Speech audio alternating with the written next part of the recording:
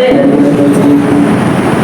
হযরত আনাস রাদিয়াল্লাহু তাআলা আনহু বলছেন আমি এমন একজন মানুষ দেখেছি, আমি এমন একজন মানুষ দেখেছি যিনি হলেন বিশ্বনবী মুহাম্মদুর রাসূলুল্লাহ সাল্লাল্লাহু আলাইহি ওয়াসাল্লাম।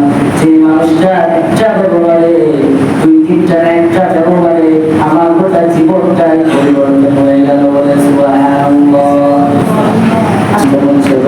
বিশ্বনবী আনাসকে বললেন, আনাস যাও তুমি বাজারে যাও, বাজার থেকে বাড়ির জন্য কিছু বাজার করে আনো। কথা বুঝতেছেন তো আপনারা? কষ্ট নিচ্ছেন না? বিশ্বনবী আনাস রাদিয়াল্লাহু তাআলা আনহুকে বাজারে পাঠালো।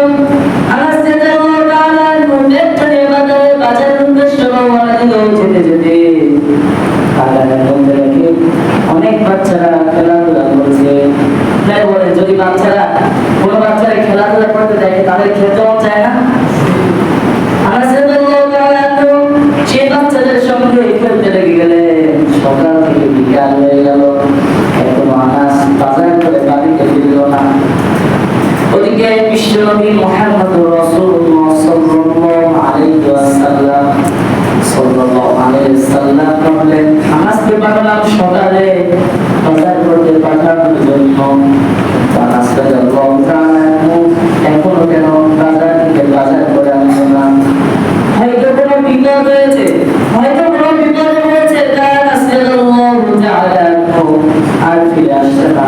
বিশ্বনবী আর কোনো কথা না ভেবে, আর কোনো কিছু না ভেবে হেঁটে গেলেন রাস্তার দিকে। আনাস কই গেল?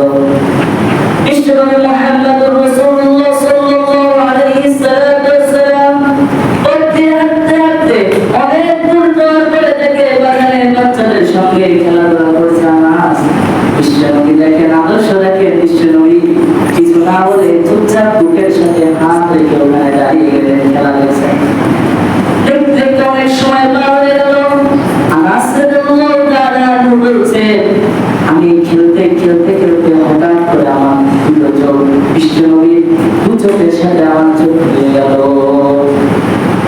হ্যাঁ, এখন কি হবে? বিশ্বনবী আমাদের সকালে বাজার করতে পাঠাইছে, আমি সকালে আসতে এসে এখন বিকাল হয়ে গেল, তাও আমি এখনো বাজারে যাই, এখানে খেলাধুলা করছি। হয়তো আমার অনেক রাগ করবে, অনেক গালিগালাজ করবে, মারবে, কিন্তু আদর্শ কি নজরে এরকম মারবে, গালিগালাজ করবে, আঘাত করবে?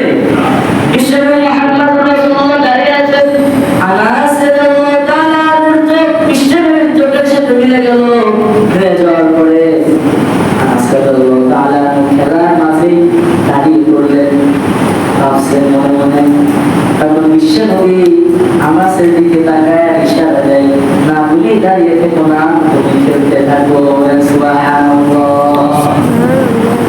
আদর্শ দেখেছেন? এইরকম আদর্শ কার আছে? এরকম আদর্শ করে জীবন কাটাতে হবে, তাহলে পুরা দেশটা পরিবর্তন হয়ে যাবে, প্রত্যেকটা গ্রাম পরিবর্তন হয়ে যাবে, প্রত্যেকটা জায়গায় যদি নবীর আদর্শ ঢুকানো যায়।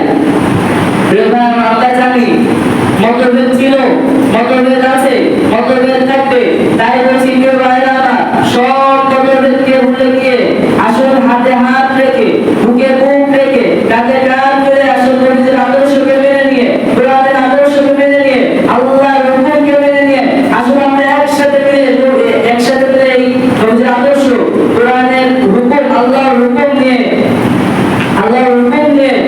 পার্লামেন্টে যদি ঢুকানো যায়, তাহলে দেশটা পরিবর্তন হয়ে যাবে, দেশটা সুন্দর হয়ে যাবে। কথা বলেন ঠিক কিনা? আমরা চাই তো যে আদর্শ জীবন কাটাতে। কারা আছে আমাদের হাত দেখিয়ে দেন।